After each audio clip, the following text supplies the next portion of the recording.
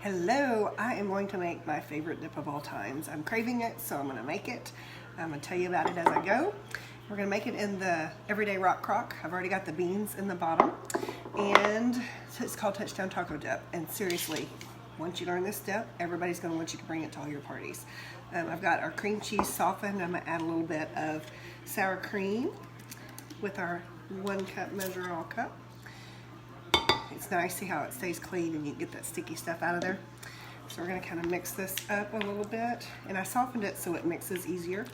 And we're going to add a couple things to it, and we're going to put this over the beans. Oh, you know what I forgot to get out was the cheese grater.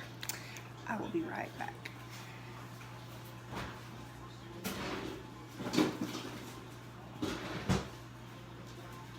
I already had some grated cheese.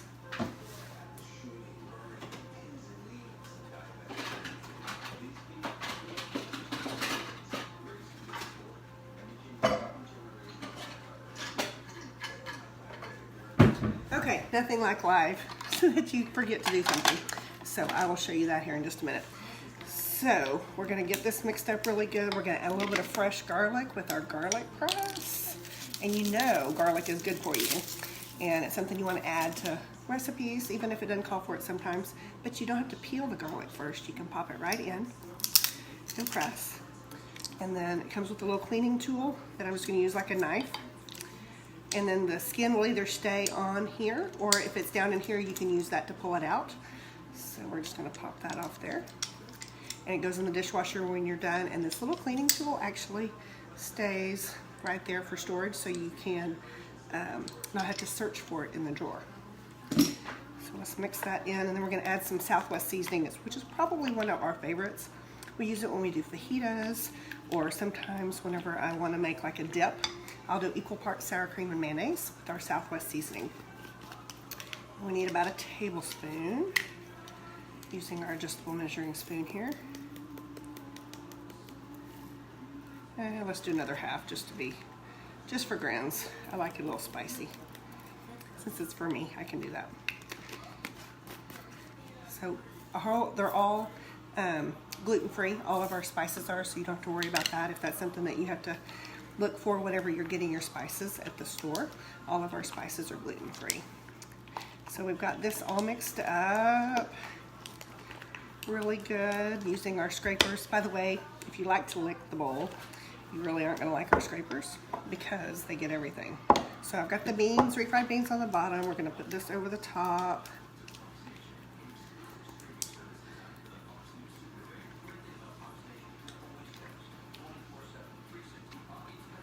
And there's all different shapes and sizes.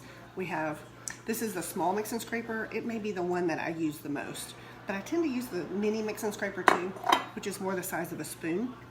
And kind of spread this around. Cover the beans up. I don't want to waste any of this goodness. And this is our small spreader. If you like to do like cream cheese or even butter, whenever you are spreading it on a bread, see how it's offset? Your fingers aren't gonna drag through anything that you've just spread because they're lifted up. So we've got that spread.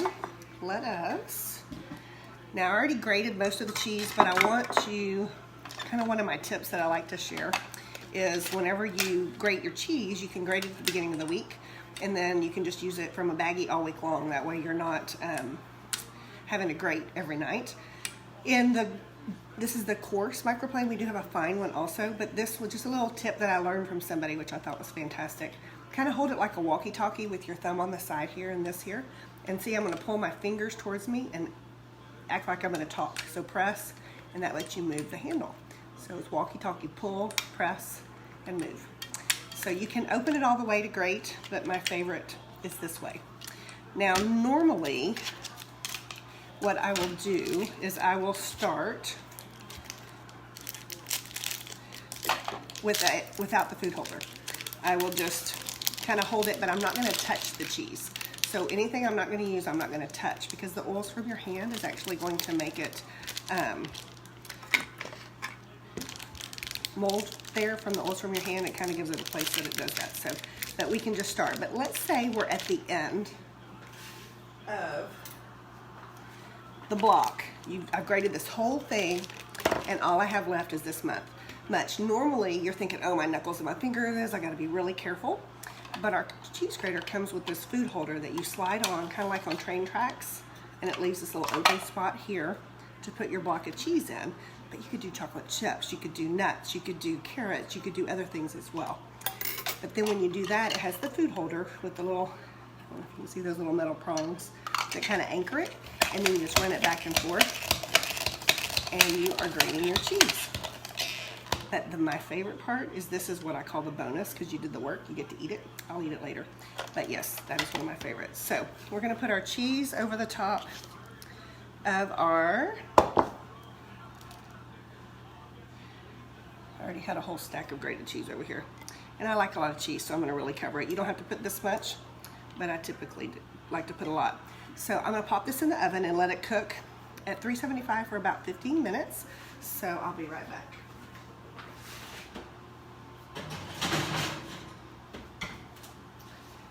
And while that is cooking, we're gonna get everything else ready that's going to go on top of it when it comes out of the oven. So let me grab a bowl. Don't need one this big, but we'll do this. The first thing we're gonna do is we're gonna slice our tomatoes with the close and cut. So I've got some grape tomatoes rinsed in our easy read measuring colander. One of the cool things is if you have a narrow sink divider, it will hang right there, so it's easy to do and drain. It's not sitting in your sink. So we're gonna put our tomatoes in here. Now these have the top and the bottom both depressed, so you are able, it kind of holds your grapes, your grape tomatoes, your Brussels sprouts. My favorite is chicken breast, but you just take your 7/8 inch knife, this is our serrated knife, bread knife, and just kind of hold it in place and just gently saw back and forth. And I'm not pushing all the way down. If you press really hard, you're gonna push it way down, it's gonna give it a haircut instead of just kind of holding it in place. So when you're done, see how they're in half. So look at that. Quick and easy, I can do several at once and I don't have to do a little at a time. So we'll finish that up. You get done really fast.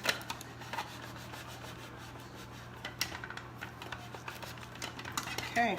So our tomatoes are done, and then let's add a little bit of green onion. And to do that, one of my favorite tips is to use scissors or shears to cut the pieces instead of the, hang on a minute, these are my,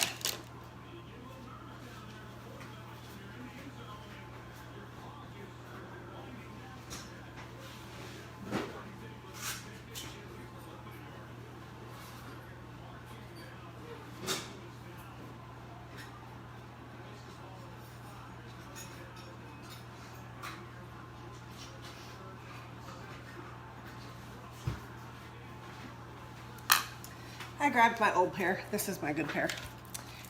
So you can just cut the pieces really quick and really easy. And that way you don't have to put them on a cutting board. You can hold them right over the bowl, whatever that you're doing there. So it's super fast, super easy to do. We're also going to put a little bit of our cilantro in here. And I'm just going to put a few of the leaves. I'm not going to do a lot of them. I'm just going to do a few off the top. So I didn't get my herb stripper out. You can do that too. I forgot to get it out. So I'm not going to make you wait again. We're just going to put a few of the leaves and we're just going to kind of snip them up just a little bit on the top so they're not quite as big. And then the final ingredient, oh, let me go back to this. The close and cut. When you put your chicken breasts in there, you know you get them and they're super big and fat and they take forever to cook or they don't cook all the way. But they're really too big a portion. They're not the right size for your portions. Put your chicken breast in here, take your knife and butterfly it. You're gonna have perfect cutlets. They're gonna all be the same thickness and you're gonna be able to have the right amount and you're not over getting too much chicken as you go. So the last thing we're gonna do is we're gonna add some olives and I'm gonna use our can opener. This was pretty cool. Press it up against the side, and then when you turn the handle, that grabs the can, and you just turn it all the way around. until it gets loose or it pops and you feel it get loose. So turn it the other way to release it. And then it's got these little like beak plier type things here. I'm gonna put those on the side, and then there's this button here. So you put it on the side and press the button, and then when you roll your wrist up, the top comes off. There's no sharp edges, and it's cut where the glue is, so it's not cutting into metal, so you don't have anything sharp. And we're going to strain the juice out with our can strainer. So if you need something like cherries or olives or pimentos or anything like that that you want to drain the juice, the can strainer is really handy. Plus, when you do that can of tuna, now that when you use our can opener, you can't push the lid inside, which is dirty, you really don't want to. You can take this and then pretend this is your tuna, press it inside to press and rinse your tuna. So you've kind of got inside a big can, outside of a small can, or a regular size can. So we've got our olives, and